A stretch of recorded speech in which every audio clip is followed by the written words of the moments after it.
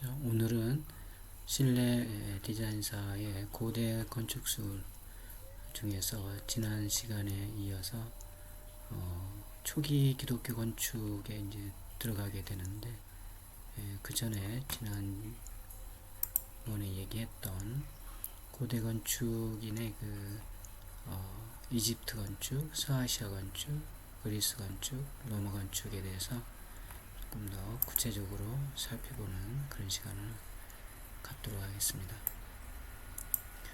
그래서 이집트 건축은 이제 이집트 통일 왕조가 세워진 BC 3200년경부터 페르시아에 의해 정복된 BC 530년경까지 나일강 유역에서 형성된 고대 이집트 문명을 배경으로 전개된 건축 양식이 됩니다.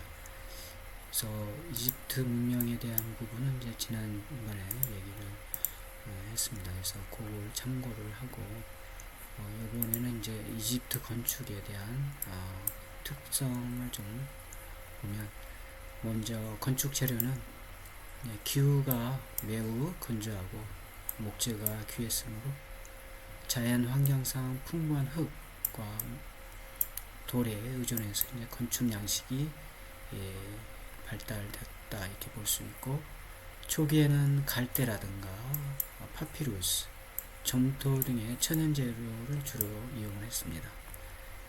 점차 나일강 하류 지역 강유역의 풍부한 점토, 그래서 지난번에도 얘기했듯이 이집트 문명에 있어서 나일강이 있으면 나일강에 이제 하류에 범람을 한다고 했죠. 나일강이 이제 범람을 하게 되면 여기에 이제 퇴적층이 쌓이게 되고, 물론 여기 이제 피라미드가 이렇게 지금 있죠. 이 퇴적층에 의해서 점토가 이제 생기게 되는데, 이 점토로 제조된 흙벽돌을 이제 햇볕에 말려서 사용한 게 이제 특성이 되겠습니다. 후기에는 나일강 상류 산악지대에 석재를 채취해서 그걸 이제 가공하고, 여기서 이제 석재를 채취한 다음에 그걸 가공해서 강에 이제 강을 이용해서 운반하는 거죠. 하류 지역에 운송해서 사용했다, 이렇게 볼 수가 있고, 그 다음에 이제 나일강 유역에 형성된 고대 이집트 문명을 이제 배경으로서 전개된 건축 양식이 이 이집트 건축이 된다, 이렇게 이해하면 되겠습니다. 그러면 이제 우리가 디자인적 형태를 좀 보면, 건축 형태가 강우량이 적음으로 지붕은 이제 평지붕 형태가 되겠습니다. 기후에 맞게 건축 양식이 이제 적응한 것이 되겠습니다. 그다음에 사막의 지평선을 배경으로 평지붕은 이제 수평선, 열주의 수직선, 이제 열주는 기둥이니까 수직이 되겠죠. 평지붕은 이제 수평이 되고 기둥이 있고 지붕이 있고, 그 다음에 경사벽의 평탄화 벽면에 의해 구성된 단순 기하학적 형태가 되겠습니다.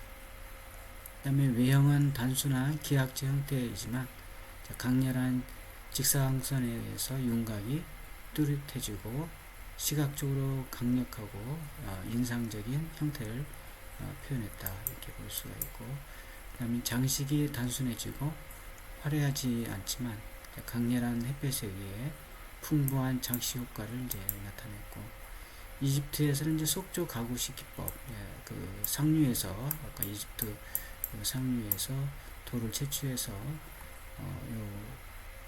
가구식으로 이제 짓는 그런 게 발달하고, 다양한 장식을 부과한 독특한 형식의 석재 기둥이 이제 사용됐다.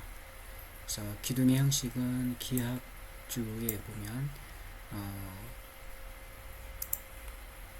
기둥 단면이, 그렇죠?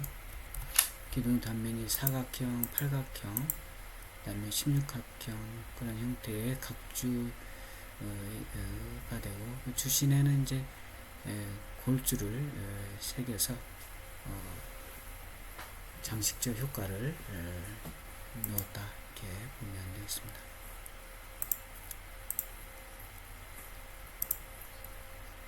그리고 이제 식물 형태를 그런 장식을 한 기둥 같은 건 이제 로터스 기둥이라든가 주두가 연꽃 모양을 띈다든가 그리고 이제 파피루스 기둥 같은 경우 주두가 이제 파피루스 모양을 띠고 종려 기둥은 이제 주두가 종려나무 모양을 그런 형태의 이제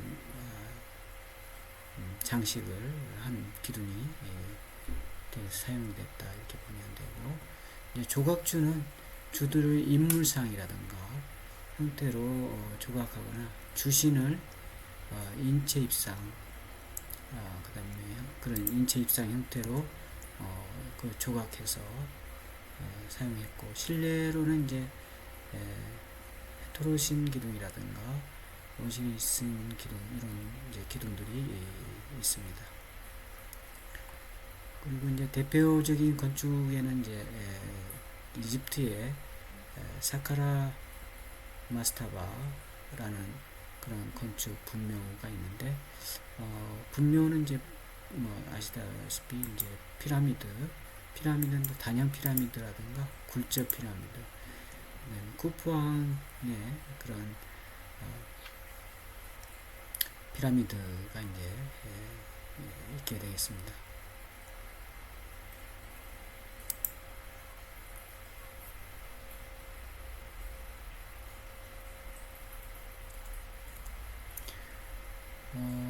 그래서 지금 조금 그림을 좀 크게 확대해서 보면 여기 이제 마스타바 그다음에 이런 형태가 있고 피라미드 형태 이런 형태가 있게 되겠습니다. 그 다음에 카르낙 암몬 신전에는 스핑크스에 의해서 이제 신전 수호신 신전을 지키는 수호신 역할을 하는 스핑크스가 있고 그 다음에 파일론 신전 정면 입구에 있는 파일론이 있고 여기 이제 파일론이 되어 있어요. 여기 스핑크스가 되어 있고 그 다음에 공간의 투시 효과를 창출을 하는 그런 역할을 하게 되는 암몬 신전이 되어 있고 그 다음에 이제 오베리스크가 이렇게 있는 거죠. 어떤 석탑 큰 탑이 되는데 상형 문자가 조각되어 있습니다. 여기에는 화강암으로 되어 있고 그래서 아마 이 과제물로 오베리스크에 대해서 좀 조사해서 스터디하는 시간을 가졌을 겁니다. 이어서 이제 서아시아 건축이 되는데 서아시아 건축은 이제 티그리스 강하고 유프라테스 강 사이에 있는 이제 그 메소포타미아 문명이 발달된 그 지역에서 발생한 고대 메소포타미아 문명을 배경으로 해서 BC 4000년경부터 BC 330년 사이에 구바빌로니아, 아시리아, 그 다음에 신바빌로니아, 페르시아 등 이제 서아시아 여러 국가에서 이제 전개된 그런 건축 양식이 되겠습니다. 건축 양식의 서아시아 건축 양식의 특성을 보면 당시 그 건축 재료로는 점토가 이제 유일한 건축 재료로 사용이 되었고 이제 흙벽돌을 만들어서 햇빛에 말린 그런 소성벽돌을 사용했습니다. 그 다음에 유프라테스 강 유역의 풍부한 아스팔트 접착제로 이제 사용하는 그런 흔적이 있습니다. 그래서 건축물에 보면 이제 그 아스팔트를 접착제를 바른 시커먼 그런 부위들이 남아 있습니다. 그다음에 건축 구조에 보면 이제 조적식 국법의 발달이 됐고 아까 얘기했던 이제 소성벽돌 또는 점토, 흙벽돌 이런 것들을 이용해서 조적식 구조를 주로 사용했습니다.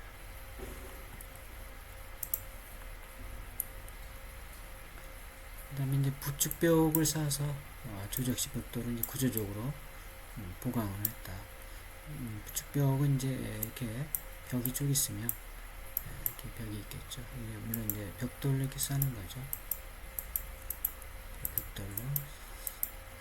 그러면 이 벽돌 이 벽만 쭉 있으면 그 외부에서 뭐 바람이라든가 이런 힘이 가해지면 이렇게 벽이 무너질 수 있으니까 이게 이제 부축벽을 이렇게 세우는 거죠. 이렇게.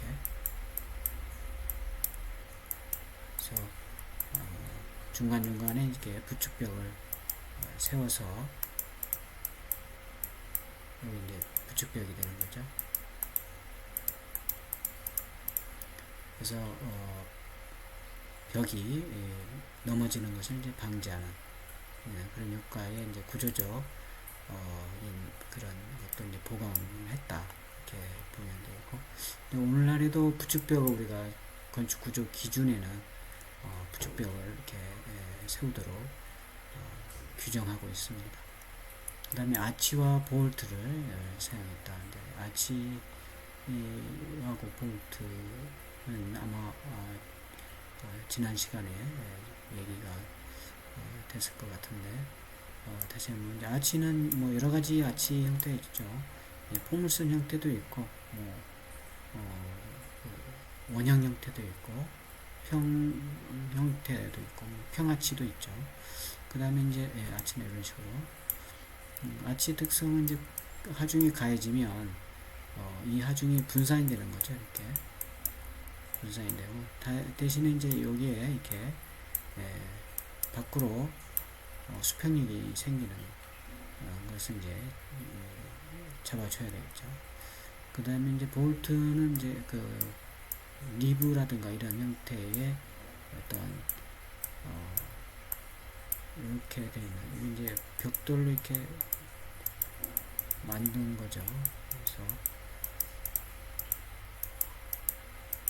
그래서 이제 공간을 크게 하는, 그래서 성당이 고딕 성당 이런데 이제 천장면에 이런 볼트를 둬서 위에서 내려오는 그 벽돌의 무게라든가 이런 것들을 이제 분산시키는 그런 역할을 한 게 볼트가 됐습니다. 볼트. 아치를 있고, 그 다음에 이제 이 아치와 볼트 사용이 이제 발달된 조직 기법을 써서 이 기법, 아치와 볼트가 이제 발달이 됐고, 출입구, 성문, 배수로, 계고부 등에 이제 많이 사용이 됐습니다. 대표적인 건축물은 이제 파빌로니아 건축, 지구라트. 우리가 이제 지난 시간에 지구라트를 한번 소개를 했는데, 그래서 지구라트는 이제 신에게 이제 제사를 드리는 신전의 기능을 갖추고 있고, 천문 관측과 예언을 행하는 천문 관측대로서의 기능을 같이 갖춘 그런 건축물이 되겠습니다. 그 다음에 아시리아 건축, 사르곤 2세의 궁전이라든가 니네베시 이런 건축이 이제 해당이 되겠고, 신바빌로니아 건축에는 이제 아슈타르 성문이라든가 마르두크 신전, 바빌론 이런 게 있습니다. 그 다음에 이제 페르시아 건축에는 테시폰의 궁전이라든가 이제 페리스의 폴리스 이런 건축물들이 대표적인 건축물이 되겠습니다. 여기 이제 지구라트라든가 바빌론, 그 다음에 바벨탑, 폴리스가 이제 있는데, 조금 더 큰 그림들은 우리가 지난 시간에 그 포털 사이트에서 한번 확인을 해봤습니다. 그리고 이제 그리스 건축인데, 그리스 건축의 개요도 이제 우리가 그리스 문명의 배경은 지난 시간에 간략하게 얘기를 했는데, 이제 에게 시대에 미노아하고 미케네가 이제 붕괴된 후에 그리스 문명이 이제 본격적으로 형성된 BC 1100년경부터 로마 제국에 의해서 이제 정복된 BC 30년까지 서양 문화의 이제 근원인 그리스의 헬레니즘 문화, 헬레니즘 문명도 지난 시간에 간략하게 살펴봤습니다. 그리스의 이제 헬레니즘 문화가 이제 배경이 돼서 고대 그리스에서 전개된 건축 양식, 이게 이제 그리스 건축이고, 로마 제국에 의해서 이제 정복이 되는데, 로마 건축과 함께 고대 고전주의 건축의 그런 원형적인 양식이 됩니다. 특성으로는 건축 재료는 주로 이제 석재가 이제 풍부했기 때문에 지중해 연안에 이제 풍부한 석재로 이제 주 건축 재료를 사용했고, 특히 이제 양질의 대리석을 정교하게 가공해서 사용했습니다. 그래서 그리스 건축의 이제 파르테논 언덕 위에 있는 파르테논 신전 같은 경우가 이제 거기에 보면 굉장히 석재로 이렇게 되어져 있잖아요. 그래서 그런 게 사용이 됐고, 그 다음에 지붕의 마감 재료는 테라코타, 얇은 대리석판, 기와 이런 것들을 이제 사용했다.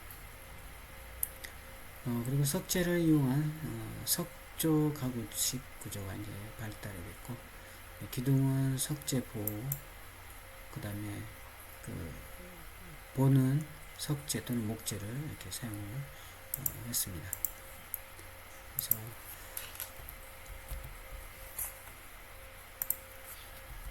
그다음 석재 가공 기술이 발달된 주범 양식을 이제 개발했다. 그래서 우리가 주범 5도에 대해서 이제 살펴봤을 겁니다. 교재나 과제물로도 한번 스터디를 했죠. 그 다음에 외부 공간의 발달을 보면 이제 그리스인들은 이제 온난한 기후를 즐기기 위해서 야외 생활에 이제 집중을 했고, 그 다음에 활발한 야외 생활을 수용하는 개방적인 외부 공간이 이제 자연스럽게 생활 양식에 맞춰서 발달이 됐다.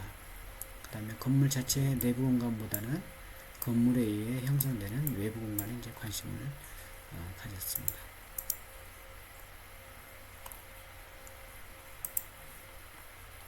그 다음에 건축 형태는 외부 공간 구성 요소로서의 건물 기능을 중시했고, 그래서 조작적인 형태의 건물을 추구했다. 조각적인. 그 다음에 건축물의 공간미보다는 형태미를 추구해서 건물 외관에 이제 치중을 했고, 주범을 기본으로 하는 그런 비례의 조화, 균형을 바탕으로 형태미를 추구한 그런 건축 형태가 되겠습니다. 그 다음에 주범 양식은 이건 뭐 지난번에 우리가 도레아식 주범이라든가 이오니아식 주범이라든가 코린트 주범이라든가 이런 걸 얘기를 했는데, 그걸 참고하면 되겠어요. 이 도레아식 주범에 이제 베를린 기법이 있다는 거 조금 기억을 하면 되겠죠. 그 다음에 이오니아식 주범이 있고, 코린트식 주범이 있게 됩니다. 이오니아식 주범 같은 게 이제 소용돌이 형태의 주도가 특징이고, 또 의와 경쾌, 위험감을 이제 주고, 곡선적이면 이제 여성적인 느낌이다. 주범에 대한 특징이 있습니다. 그 다음에 주초가 있고 배울림이 약하며 주신의 골주를 새겼다, 이렇게 보면 되고, 코린트식 주범은 주두를 아킨더스라는 나무가 있어요. 아킨더스 나뭇잎 형태가 이제 코린트의 장식으로 쓰였고, 가장 이제 화려한 그런 느낌이다. 그 다음에 건축 형태는 외부 공간 구성 요소로서 건물의 형태미를 추구했고, 그리스 신제는 공간보다는 형태를 중시한 조각제 형태 건축이 된다. 그 다음에 외관을 구성하는 주요 시각적 요소는 기단, 열주, 엔터프레이즈, 박공 되어 있다. 그래서 이제 주범을 얘기할 때 여러분들 소개를 했습니다. 그래서 박공이라든가 이런 주심, 기단 이런 게 있고 이제 주범들 형태 이렇게 있죠. 참고하면 되겠습니다. 그 다음에 착시 교정 기법에 이제 아까 얘기한 엔타시스, 즉 배열림이 있었다. 도리아시 기둥의 주범에 주로 많이 쓰이는 기법이 되겠죠. 그 다음에 이제 배열림 엔테시스 좀 보면 수직의 평행선인 경우에는 중앙부가 오목해 보이는 착시 현상이 발생하고 이 기둥의 중앙부가 이제 가늘게 보이는 것을 교정하기 위해서 기둥 중앙부에 이제 조금 더 직경을 크게 하는 거죠. 그래서 직경보다 약간 크게 하는 기법이 이제 엔타시스 또는 배열림이 되겠고, 그 다음에 라이스가 있습니다. 라이스 기법은 또 뭐냐, 긴 수평선 경우 중앙부가 처져 보이는 착시 현상이 발생하는데, 이 착시 현상을 교정하기 위해서 중앙부의 수평적인 요소인 기단하고 엔터프레이처의 중앙부를 약간 이렇게 위로 올리는 거죠. 이제 라이스가 되겠습니다. 그래서 수평이 이제 멀리서 보면 이게 이렇게 처져 보인다는 얘기죠. 그래서 이게 처져 보인 만큼 올려서 이렇게 올려서 올린다는 거죠. 약간 올려서 만드는 기법이 되겠습니다. 위 한옥에서도 이런 게 있어요. 그래서 이제 나중에 한옥에 얘기하게 되는 기회가 되면 이런 한옥에서의 기법도 엔타시스, 즉 배열림 기법이라든가 이렇게 착시 효과를 없애기 위해서 올려서 한다든가 처마 끝을 이렇게 올린다든가 이런 것들이 있죠. 그 다음에 안솔림, 건물 모서리 기둥 상단이 약간씩 외축으로 벌어지고요. 건물이 불안정해 보이는 그런 착시 현상이 발생하는데, 건물의 안정감을 주기 위해서 양쪽 모서리 기둥을 약간씩 안쪽으로 기울이는 기법이 이제 안솔림 기법이다. 이것도 이제 조금 전에 얘기한 것처럼 한옥에 있어서도 이런 기법들이 사용이 된 그런 건축 기법을 가지고 있습니다. 한옥에서도. 그 다음에 기둥 직경, 건물을 정면에서 볼 때 건물 자체를 배경으로 하는 중앙부의 기둥들에 비해서 허공을 배경으로 하는 양측 모서리의 기둥들이 가늘어 보이게 하는 그런 착시 현상이 이제 발생하는데, 이것을 교정하기 위해서 이제 모서리 기둥의 직경을 3에서 5cm 정도 크게 이제 한다 이거죠. 모서리 기둥을. 그래서 그런 간격도 마찬가지예요. 기둥의 간격, 특히 이제 파르테논 신전 같은 경우 기둥의 간격이 그렇죠. 정면에서 볼 때 기둥의 간격이 양측 모서리로 갈수록 넓어 보이는 그런 착시 현상이 이제 발생하는데, 이것을 교정하기 위해서 이제 모서리로 갈수록 기둥 간격을 이제 좁게 하는. 그래서 조금 전에 얘기한 파르테논 신전의 경우 기둥의 간격이 중앙부는 2.4m인데 모서리로 갈수록 이제 2.8m로 되어져 있다 이렇게 보면 되겠어요. 이런 걸 한번 숙지하고 파르테논 신전을 다시 한번 살펴보도록 하죠.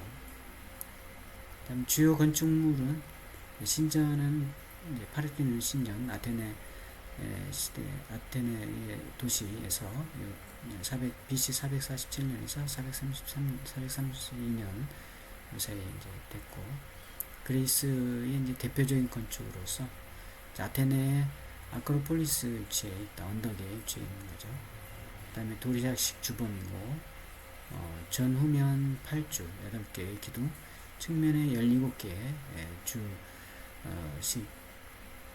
기둥이 신전입니다.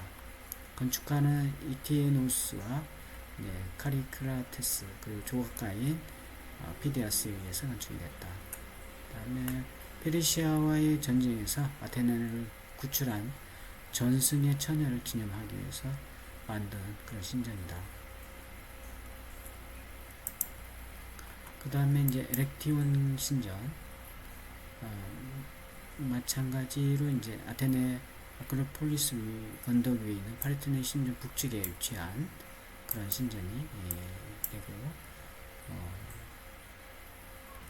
그 다음에 이제 그 밖에도 포세이돈 신전, 이런 헤라이온, 그 다음에 올림피에이온, 이런 신전이 있고, 각각의 그 신전마다 이런 주범이 이제 이렇게 사용이 되는 특징이 있습니다. 그래서 파르테논 신전, 그 다음에 그 밖에 신전들이 이렇게 있죠. 그래서 아마 주범 도리아식이라든가 이오니아식 주범, 코린트 주범이 어디에 쓰여 있는지 그런 과제물을 아마 수행을 했을 거라고 생각하는데, 이런 걸 추가로 참고하기 바랍니다. 그 다음에 도시계획은 아크로폴리스라는 도시에서 일종의 성역의 장소로서 신전이 위치했다. 그래서 경관이 좋고 유사시에 방어하기 좋은 언덕 위에 이렇게 위치했고, 입구에 위치한 프로페라라는 성문을 통과해서 진입을 하게끔 되었다. 그 다음에 파르테논 신전이 위치한 아테네의 아크로폴리스가 이제 대표적인 예다. 그 다음에 아고라, 시민들의 도시생활 중심적 기능을 담당하며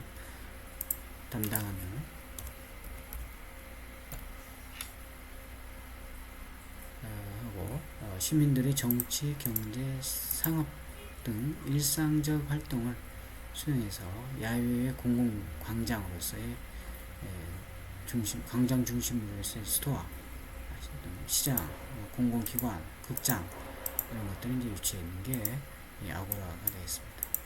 그 다음에 스토어는 벽체가 없이 지붕과 열주로만 이루어진 개방적인 야외 열주, 회랑 형식의 건물이 되겠습니다. 주로 이제 여기서는 이제 주민들의 토론이라든가 집회를 위한 장소로서 그리스인들이 이제 야외 생활 중심을 이제 엿볼 수 있는 그런 형태가 이제 되겠습니다. 그 밖에 극장 건축이라든가 체육 시설 이런 것들이 있게 되는데, 콜로셀리움이라든가 이런 것도 나타나는 게 되죠. 원형 경기장이. 그다음 주거 형태는 아까 얘기한 것들은 야외 생활이 이제 추종했다. 야외 생활에 뭐 스토어 건축이라든가 아고라라든가 이런 것들이 이제 주거 양식에 영향을 미친 형태가 되겠고, 그래서 이제 건축 수준이 그렇게 높지는 않다. 그 다음에 BC 6세기경부터 중정식 평면의 주택이 지배적인 유형이다. 그 다음에 분묘 건축이 이제 발달이 됐고, 이제 아크로폴리스하고 다이오니소스 이제 극장이 되겠습니다. 그 다음에 이제 로마 건축인데, BC 753년부터 로마 제국의 동로마, 서로마로 이제 분리되고, 이게 365년까지 이제 이탈리아 반도에 전개된 그런 건축 양식이 되겠습니다. 그 다음에 특성은, 재료는 이제 이때 이제 로마에서 콘크리트가 이제 발명이 됐다. 화산재라든가 석회를 섞어서 콘크리트를 이제 제조해서 사용을 했다는 거죠. 그래서 굉장히 이제 견고하고, 오늘날에 이제 콘크리트의 어떤 시조가 되는 그런 기술이 이제 만들어진 겁니다. 구조 및 시공 기술이 이제 발달했고, 그래서 건축 건물의 대규모와 양식의 획일성 또 유도됐다.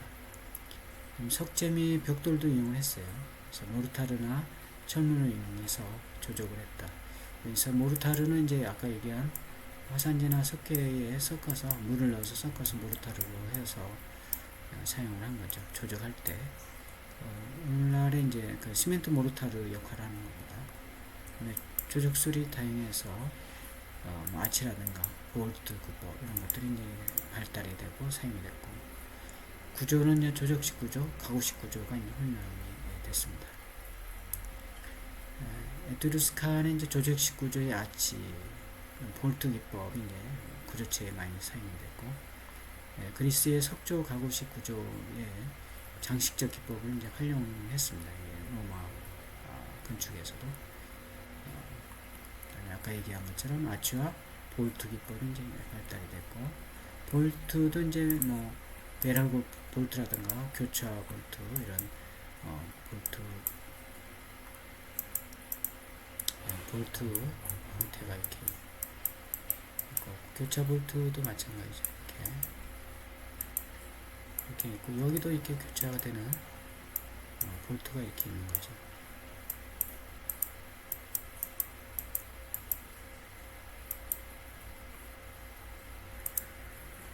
그 다음에 돔이 이제 발전을 하게 됩니다. 대규모 공간의 형성이 이제 가능해지죠. 이런 볼트라든가 아치, 돔에 의해서 이제 대공간이 형성이 되고, 그래서 구조 및 시공 기술의 발달이 대규모 공간의 형성을 이제 가능하게 했다. 그 다음에 콘크리트의 발명으로 시공 기술이 발달하고 아치, 볼트 사용됐다. 그리고 로마인들의 자신들의 정치적, 군사적 강대함을 과시하기 위해서 대규모 건축을 적극적으로 건설했고, 그 다음에 그리스가 형태 위주의 조각적 건축을 추구한 반면에 로마는 이제 공간 위주의 대규모 건축을 추구했다. 이 차이점을 좀 기억을 해두기 바랍니다. 그 다음에 서양 건축 역사상 본격적인 내부 공간을 형성한 것이 이제 로마 건축이라고 할 수 있습니다. 그래서 이제 그리스 건축은 주로 이제 야외 밖에서 생활하는 야외 활동이 이제 주가 되다 보니까 주거 건축에서는 크게 이제 어떤 큰 의미를 이제 찾기가 어려운데, 로마 건축에서는 이제 내부 공간에 이제 주로 이제 로마인들이 그 뭐 예를 들어서 그 내부에서 그 일어나는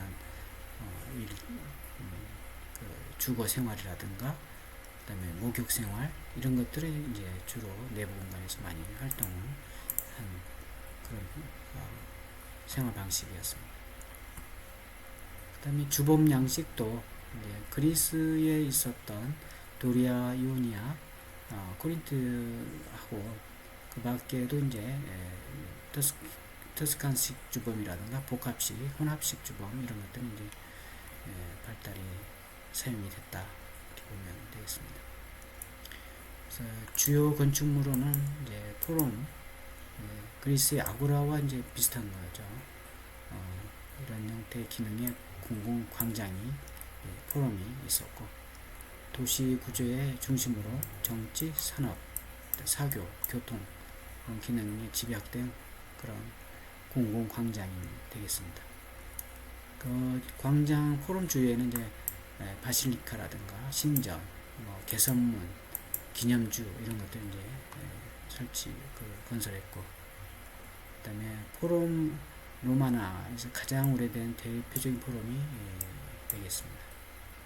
포럼에 5개에서 그다음 신전 14개, 바실리카 4개동, 개선문 대규모에서 로마인들의 권력과 강인함을 이제 나타낸 그런 광장이 되었습니다. 폼페이의 포럼도 있고, 그다음 신전 건축에 있어서도 로마인들은 그리스인들에 비해서 종교에 무관심했기 때문에 신전의 중요성은 이제 감소했습니다. 그리스인하고 조금 그리스 건축하고 차이가 생기는 거죠. 신전 형태는 그리스 신전 형식인 에트루스칸 신전 형식을 이제 그대로 혼합해서 사용했고, 그다음에 사각형 평면의 신전으로서는 이런 신전도 있습니다. 이런 마르스 울토르 신전, 그다음에 메콩 코레 신전, 비너스 로마 신전, 이런 것들이 이제 판테온 신전은 지난 시간에 우리가 얘기를 했죠.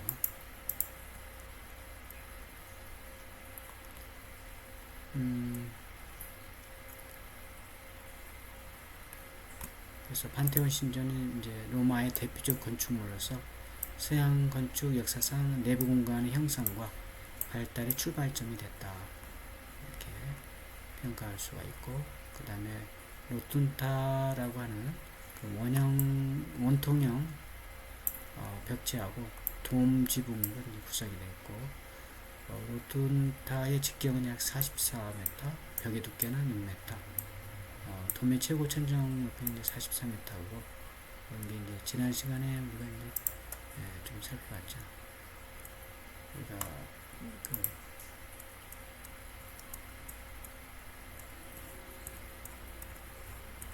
요게 이제 판테온 내부가 되는 거죠.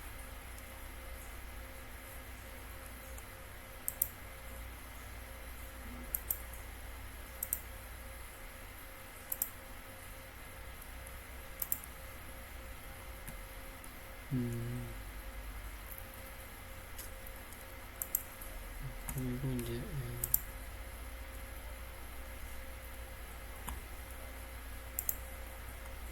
돔형 지붕 정상에 위치한 9m 천장이 유일한 채광 수단이다. 그래서 이게 이제 채광 수단이 있는 거죠. 그리고 전면에 열주 현관, 코린트식 주봉 8개가 구성이 되어 있고, 이게 이제 판테온 신전의 원형 평면의 신전이 되는 거죠. 판테온 신전. 그 다음에 포럼이 이렇게 있고, 사각형 신전, 그 다음에 베스타 신전 이렇게 있습니다. 그 다음에 바실리카, 법정의 상업교육서의 역할을 하는 그런 포럼의 면에 위치한 그런 그 공간이 이제 바실리카 되는데, 평면 및 단면 계획이 평면 형태는 장방형이 이제 주로 이루고 있죠. 그래서 바실리카의 가장 얘가 이제 이런 게 이제 바실리카가 되겠죠. 평면이 이렇게 되겠죠. 바실리카 내부의 평면.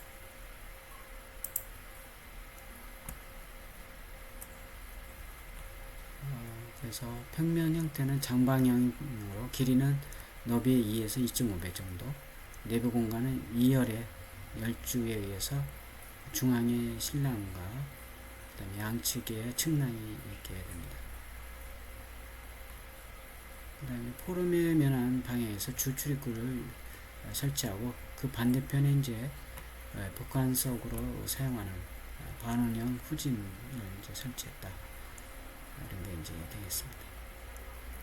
그 다음에 고측창을 이제 이용했다는 거. 그래서 고측창을 통해서 이제 채광을 할 수 있는 그런 건축물이 되겠습니다. 예를 들면 줄리아 바실리카라든가, 그 다음에 트라이안, 그 다음에 콘스탄틴 바실리카, 막세 안티우스 바실리카라고도 하는 그런 게 이제 있고,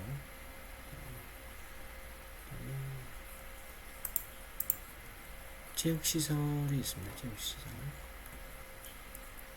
그래서 코르셀리움 원형 경기장, 대표적인 원형 경기장이 체육시설로 있게 되는 거죠.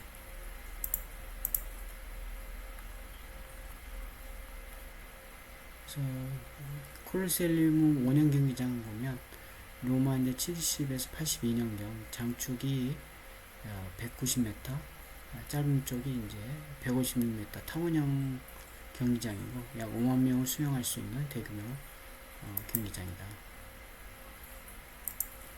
자, 외관은 이제 원래는 3층 아케이드로 구성이 되어 있다. 그래서 지금 여기는 이제 다 없어지고 붕괴됐지만 아케이드가 있는 거죠. 그리고 이렇게 3층 개당이 되는.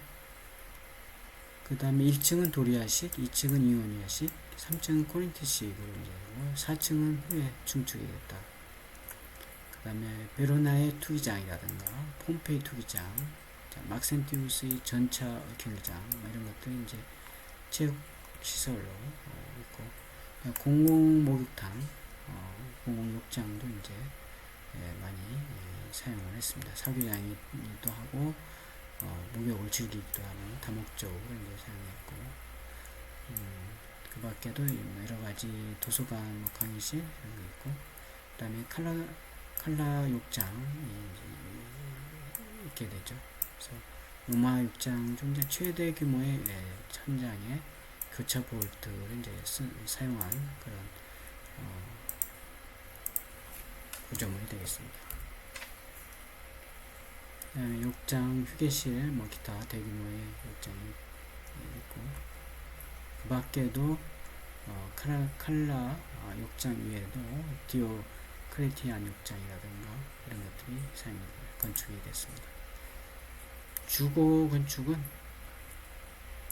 그리스의 중정형 평면이 이제 지속적으로 사용되고, 로마의 건축의 이제 세 가지 유형은 도무스, 개인 주택이 있고, 그다음 빌라, 오늘날의 빌라가 되는데, 그 당시는 이제 별장이고 전원주택인 거죠.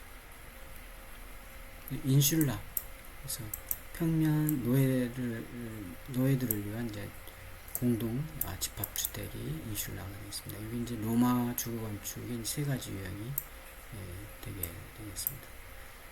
그리고 오스티아 주택이라든가 오스티아 인슐라 형식의 주거가 이제 이해가 되겠고요. 그 다음에 별장, 이렇게 기타 건축물이 이렇게 되고, 이건 좀 기억을 해놓습니다. 이건 로마 건축의 세 가지 유형: 도무스, 빌라, 인슐라. 기타 건축이 이제 개선문이라든가 기념주. 개선문은 승전을 기념하는 건축물이 되겠죠. 티투스 개선문이라든가 콘스탄틴 개선문, 트라이안 기념주 이런 게 있고, 토목 구조물로는 지난번에 얘기한 것처럼 이런 이제 수도교, 멀리서 이제 물을 로마 시내로 끌어들이는 수도교. 그래서 토목 구조물이 이제 발달을 한 거죠. 교량, 상수도, 수도교 등 대형 아치 또는 2단 아치를 이용해서 이제 건설했다. 그래서 폰듀가르 수도교, 프랑스에 있는, 여기 아직도 남아있고 볼 수 있습니다. 그 다음에 세고비아 수도, 이런 것들이 건설이 됐고, 극장으로는 그리스 극장은 이제 자연적 구릉지를 이용했지만, 이제 로마는 인공적으로 만든 거죠. 굉장히 건축 기술이 발달이 됐으니 형질을 인공적으로 이제 만들어서 극장으로 만들었다. 그래서 영구적 무대 배경 건물인 스케네가 이제 2, 3층으로 대규모로 이렇게 만들었고, 화려하게 장식을 했다. 그래서 바르셀루스 극장, 그 다음에 오란주 극장 이런 게 있고, 그 밖에도 이제 그 궁정건축이 예를 들어서 언덕 위에 또는 구릉지 위에 이제 대규모로 궁정건축이 건설이 됐습니다. 그래서 여기 나온 것처럼 파라티움 궁전이라든가 디오클렌티안 궁전 이런 것들이 이제 건설이 됐습니다. 이제 마르셀루스 극장이 있어요. 자, 여기까지가 이제 우리가 살펴본 서양 건축물에 있어서 이 고대 건축은 이제 여기서 마무리를 하도록 합니다. 이제 다음 시간에는 이제 고대 디자인사가 이제 마무리되고, 이번 시간에는 여기서 마무리되고, 다음 시간에는 이제 중세 디자인사인 초기 기독교로 들어갑니다. 아까 여기서부터 이제 다음 시간에 다음에 들어가게 되는데, 초기 기독교 건축을 하고 다음에 하고, 그 다음에 이제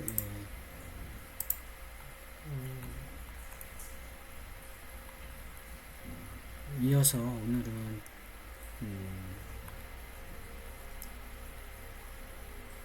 디자인사에 있어서 아마 산업혁명은 지난 시간에 수정공 소개를 했어요. 산업혁명하고 수정공 소개를 했는데, 오늘은 이제 이어서 예술 공예 운동에 대해서 간단히 살펴보는 시간을 갖도록 합니다. 이어질 예술 공예 운동에 대한 동영상까지 듣고,